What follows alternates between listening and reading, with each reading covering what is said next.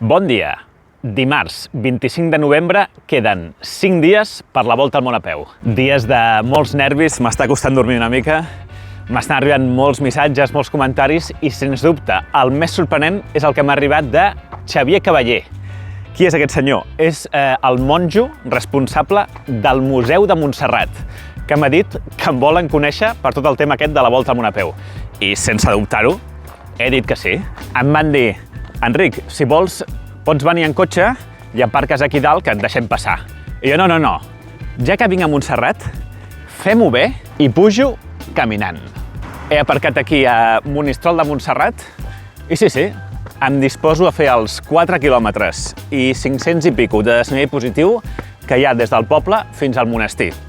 10:35, jo calculo que en 1 hora i mitja estic a dalt. A part d'això, he titulat el vídeo "Tot pot sortir malament".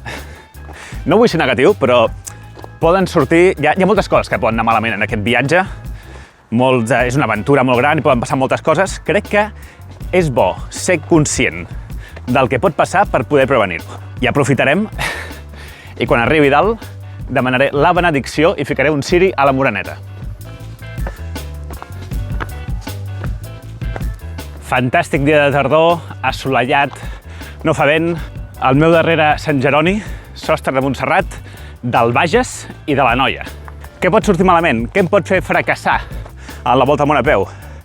Doncs que em lesioni, una lesió greu o una malaltia greu, per exemple, que em trenqui una cama o una cosa així, em puc caure, em poden haver de rescatar, aquestes coses. Cal anar ben assegurat i, com vaig explicar al vídeo anterior, he confiat en Seguros Escrivà. Seguros Escrivà, especialistes en assegurances de trekking, de viatges de trekking, tant aquí com a tot el món, s'han ofert a fer-me l'assegurança de viatge, que em cobreix tant trekking com malalties que em puguin agafar a la ciutat, atropellaments, problemes en viatge, qualsevol cosa. I aniré molt ben assegurat i molt ben cobert amb Seguros Escrivà, que són una corredoria d'assegurances d'aquí, catalana. I li pots ficar nom i cognoms. Tracte personalitzat, no com altres grans empreses. Moltes gràcies per col·laborar. Sou una part primordial de la volta al món a peu. De fons, el mític cavall Bernat. Segon motiu pel que puc haver d'abandonar, doncs que es fiqui un familiar malalt, greument malalt, i hagi de tornar. Home, esperem que no, esperem que això sigui l'últim que passi, però sí, si passés alguna cosa així, doncs suposo que seria un motiu molt lògic per haver d'abandonar la volta al món a peu. Tercera cosa que em pot passar, em poden atropellar. És una cosa que em preocupa relativament bastant, perquè jo sempre que pugui aniré per camins com aquest, on no passen cotxes, però clar, a veure, inevitablement caminaré per carreteres de tant en quant. I bé, hi ha països que condueixen millor, països que condueixen pitjor, com em va dir el Pau Hidalgo, i hauré d'anar en compte que no m'atropellin. Hauré de portar alguna malla reflectant o alguna cosa perquè em vegin i no em passi res. Però bé, sempre que pugui aniré per camins. Per això porto la motxilla i no porto un carretó, que per cert, com veieu, la porto avui per testejar-la. He de dir que és bastant lleugera, estic fent una pujada bastant considerable i no m'està pesant gaire. 2 quilòmetres i escaig, anem per la meitat, anem bé. Bé, una altra cosa que em pot passar és que em cansi. Sí, les lesions, el cansament físic, tot això pot afectar, un accident, tot el que vulguis, però el cansament mental serà molt important de gestionar. A mi m'agrada caminar. He fet diverses travesses. He fet la Transpirinenca, la Via Alpina, la Transcaucàsica, però mai he estat més de 23 dies caminant. Això són 3 anys en els que, evidentment, aniré parant, però 3 anys caminant. Pot ser que em cansi. És bastant probable que arribi un dia que digui «Ostres, no vull caminar més». La qüestió serà a veure com porto aquests moments, intentar superar-los i que no se'n faci bola. Aquest aspecte mental és difícil o potser impossible de preparar. Jo altres travesses, en moments que he tingut durs, el que m'ha servit és llegir-vos a vosaltres. El vostre suport online és molt important. El fet de que m'escriviu comentaris, m'envieu missatges i tal, això m'ajuda i em motiva molt. Serà suficient per 3 anys? No ho sé. Ja veurem.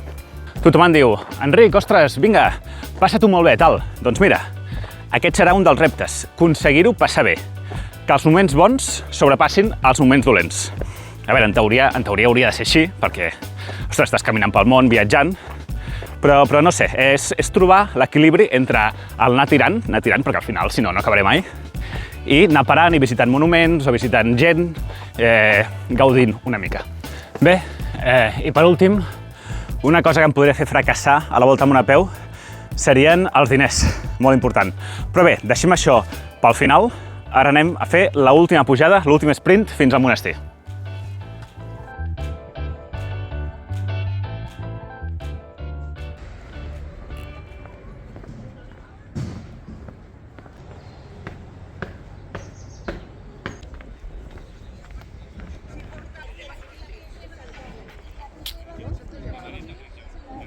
Home, hola, què tal? Xavier Cavaller, no? Cavaller, exacte. Cavaller. Director del museu. Director del museu i monjo de Montserrat. Molt bé, i com és que... Com és que em convides? Doncs perquè vaig veure l'aventura que vols fer i vaig pensar que t'agradaria venir uns dies abans aquí a Montserrat per acomiadar-te de Catalunya i demanar força de la mà de Déu que la necessitaràs. La necessitaré. Molt bé, el Xavier m'ensenyarà una mica el monestir o l'abadia, com se li diu això? Abadia o monestir són les dues coses. Abadia és un monestir que té un abat. I això seria una mica la part, entre cometes, secreta, prohibida, una mica als turistes, no? Aquí no hi podem fer qualsevol. Aquí no entren turistes, no és la part de clausura. Ostres, tu. Privilegi, moltes gràcies. El primer que trobem, com qualsevol monestir, és un claustre. El nostre és un claustre que va construir el Puig Cadafalch fa un segle. Ostres, tu. Amb unes magnòlies impressionants. Això és digne de visita, sí. Sí. I el curiós d'aquestes magnòlies és que estan plantades en testos, perquè aquí sota hi ha dependències. Doncs tot això ho va fer Puig Cadafalch fa un segle. Ostres. I ara dius que veurem el Pirineu? Des del final del jardí es veu el Pirineu. Aquí tenim un lloc privilegiat perquè veiem el mar, estem a primera línia de mar. Jo, quan estava al noviciat, des del llit veia el mar. I quan anem al final del jardí podem veure tot el Pirineu, des de la Vall d'Aran fins al Canigó. Avui fa bon dia, avui. Avui fa bon dia, sí. S'hauria de veure. A veure el mar, sí. Allà, sí. Allà es veu? Es veu perfectament. És el Prat de Llobregat, on hi ha l'aeroport. I si el dia fos una mica més clar, fins i tot s'arribien a veure els avions com s'enlaien i els vaixells. I la creu, aquesta, no? Que és la típica excursió que es fa des del monestir, sí. I et diré una cosa que estic veient ara. Badalona? Allà estic veient on acamparé la primera nit. Val. No et diré on, però ja està. Molt bé. Aquí a Montserrat hi ha casos de persones que fent excursió han arribat a un lloc que era un cul-de-sac i no podien ni avançar ni tornar. I de fet expliquen fa uns anys que els bombers van anar al rescat d'una persona que la van trobar morta, però al mateix lloc van trobar les restes d'una altra persona que havia mort al mateix lloc uns quants anys abans. Ostres! I no l'havien trobat? No. Bueno, és que cada 2x3 hi ha aquí un helicòpter que es veu cada cap de setmana, no? Que hi ha rescats alguna cosa. És una muntanya que enganya molt, perquè els dies que hi ha boira, sobretot, és molt fàcil desorientar-se i perdre el camí. I llavors és una muntanya que és complicada, fora dels llocs més transitats, té punts que són complicats a nivell d'orientació i sobretot que pots trobar-te en un lloc que no sàpigues què fer. Al camí de Sant Jeroni et trobes a l'estiu a les 7 de la tarda, que queden 1 hora, 2 hores de llum, que encara estan mig de camí per pujar i que van amb xancles. Amb xancles, sí. Molt bé, doncs d'aquí veurem el Pirineu, a veure si és veritat. Sí. Jo ja veig la Mola, Sant Llorenç de Munt. Ha sortit al Montcau. Montcau, també. El paller de tot l'any. I avui no es veuen els Pirineus, almenys el Canigó, no? Però sí que es veu aquí... Ostres, sí, collons, perdó. Es veu la neu, sí, allà. El Cadí també es veu des del fons. A veure, tenim allà el Cadí. I allò d'allà, haurem de trobar l'aplicació aquesta que ens ensenya els cims. Allò deu ser, que la Tossa Dalt, potser? No. O els Rassos de Peguera. Ostres, tu, em diu el Xavier que aquest punt d'aquí és la Torre de Cabús, a Andorra. Això és a prop de Tor. I els focs, que neixen petits. Neixen petits. I es fan grans. Perquè t'acompanyen el viatge, i només t'oblides a Catalunya, he pensat que feia il·lusió tenir aquesta medalla de la Mare de Déu, de plata, del 1971. De plata? De plata. Però pesa molt poc, això. Pesa uns 2 grams com a molt, i jo diria fins i tot menys, per tant no t'afecta en la teva bàscula. És una benedicció ultralleugera. Exacte. Estúpidament ultralleugera. Ostres, moltes gràcies. Oh, i tant que la portaré, clar que sí. 50enari del Patronat de Montserrat. Moltes gràcies. Ja vaig veure el teu vídeo de la motxilla que no portaves cap llibre, cosa que crec que és un error. I ara ens veiem a la biblioteca de Montserrat. Impressionant. Tal com ens la veiem, és reconstruïda fa un segle per Puig Cadafalch, perquè en 1811 la biblioteca antiga es va cremar, la van cremar els francesos, com van destruir el monestir. Però des de llavors s'ha anat reconstruint i ja és una de les biblioteques privades més importants de Catalunya. Quin seria una mica el llibre o la col·lecció més destacable d'aquesta col·lecció? el més destacable és el llibre vermell de Montserrat, que el tenim actualment exposat al museu, perquè és un dels pocs llibres que es queda de la Biblioteca Antiga i que explica tot el que feien els pelegrins que venien a Montserrat per pregar davant de la Mare de Déu del segle XIV, que es va escriure justament al mateix lloc on estem ara. Aquí hi havia l'antic escriptor de Montserrat. Per tant, si us imagineu la pel·lícula El nom de la rosa, on començaven els monjos escrivint. Me'n puc imaginar, sí. En silenci. Sí. Atlàntic, a veure si està a Nova Zelanda. Sí, clar que sí. Les antípodes. Les antípodes, correcte. Recordo a l'EGB una discussió amb un professor, com es va explicar les antípodes, i jo vaig sortir en plan savion dient les antípodes no és Nova Zelanda, les nostres antípodes enmig del mar, perquè jo m'hi havia per sentir espanyola i jo m'hi havia per sentir catalana. Correcte. En les regles aquestes que vaig parlar de la volta al món, et donen 10 graus de marge de latitud i de longitud respecte a les antípodes perquè no hagis d'estar al punt clavat. Exacte. Perquè el major dels jocs sigui enmig del mar. Clar, o enmig d'un bosc impossible, també. Aquí a Montserrat encara arriben cartes adreçades a l'illa de Montserrat. I suposo que a Montserrat deuen arribar cartes adreçades a l'abadia de Montserrat. Boníssim. Increïble. Al cor on fem les pregàries de vespres i laudes, les laudes a 7:15 i les vespres a 7:45. I en res, això, a la 1, no? És quan... A la 1 sortiran els escolans i nosaltres els estem escoltant des del cor de baix, en un lloc privilegiat. La sagristia nova de Montserrat, pintada per Obiols als anys 50 del segle passat, i que un monjo sempre diu que és la nostra capella Sixtina.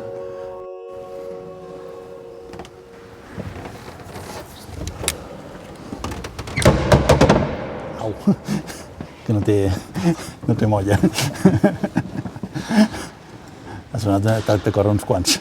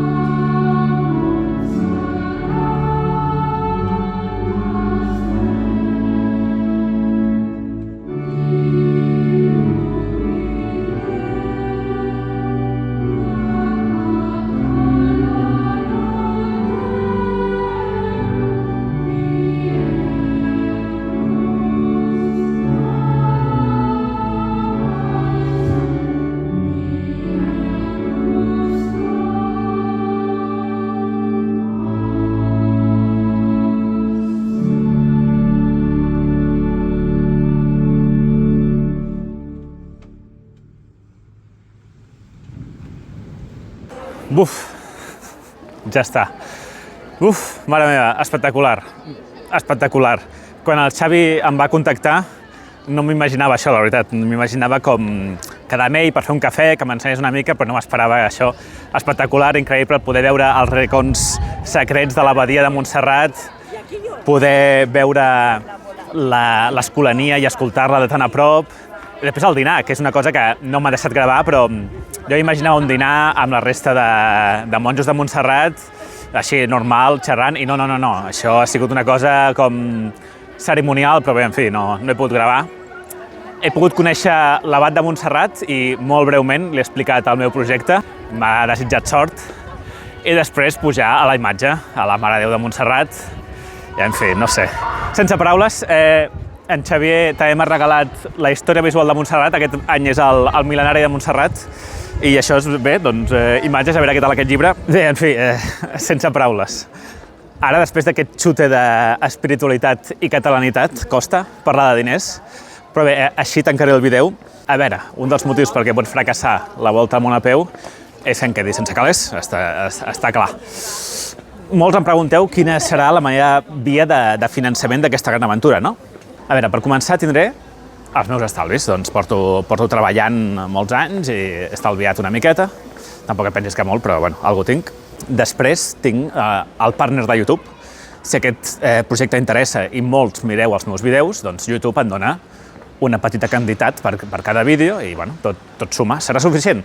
Ja veurem, depèn de si mireu molt els vídeos o no. Compartiu els vídeos meus amb els vostres amics i familiars perquè tot això doncs pugi. Després tinc, lògicament, la beca de la Generalitat.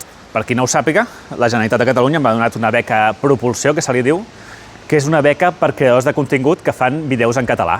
Hi ha molts projectes, n'hi ha 39 becats més, a part d'això, i s'han presentat projectes d'hort, societat, humor, cuina, Catalunya, festes, moltes coses, futbol, i jo he presentat un projecte, aquest, el de la volta amb una peu.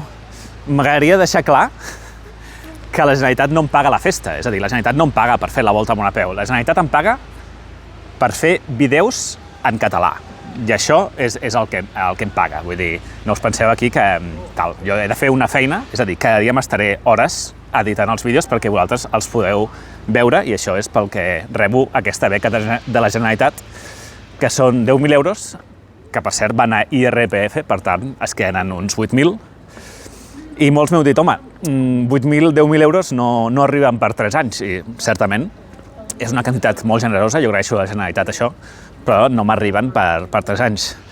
Per tant, el que he fet ha sigut obrir-me l'Aixeta. L'Aixeta és una plataforma de micromecenatge en la qual tu pots fer aportacions mensuals a un creador que t'agradi i bé, doncs, per donar-li suport a aquest micromecenatge, com un Patreon. No sé si coneixeu el Patreon, doncs el mateix, però en català. Ho porta el cantautor Cesc Freixas i es va posar en contacte amb mi i em va dir, escolta, podries fer això? I sí. Llavors, si em feu una aportació mensual, que podeu anar a la web aquesta que veieu aquí i mirar-ho, doncs, com a agraïment, aquest soroll no sé què és, com a agraïment per aquesta aportació, jo us enviaré una postal. Us enviaré una postal d'allà on estigui, a casa vostra. Si estic a França, doncs a França. Si estic a Croàcia, al Nepal, a Austràlia, doncs us enviaré una postal com a agraïment. Manuscrita per mi, que consti. Si voleu col·leccionar-les i tenir-les totes, no dubteu i comenceu des d'un bon principi, des d'allà, perquè, clar, quan estigui al mes 3, us enviaré una cada mes. Quan estigui al mes 3, doncs les al mes 1 ja no les podré enviar. I qui sap si algun dia valen alguna cosa. Doncs bé, queden 5 dies per la volta amb una peu i aquest ja serà l'últim vídeo que pujaré abans de la gran aventura. Si voleu venir a acomiadar-me a les 12 del matí del diumenge 30 de novembre a la plaça Catalunya de Barcelona. Esteu tots convidats. Fins la propera!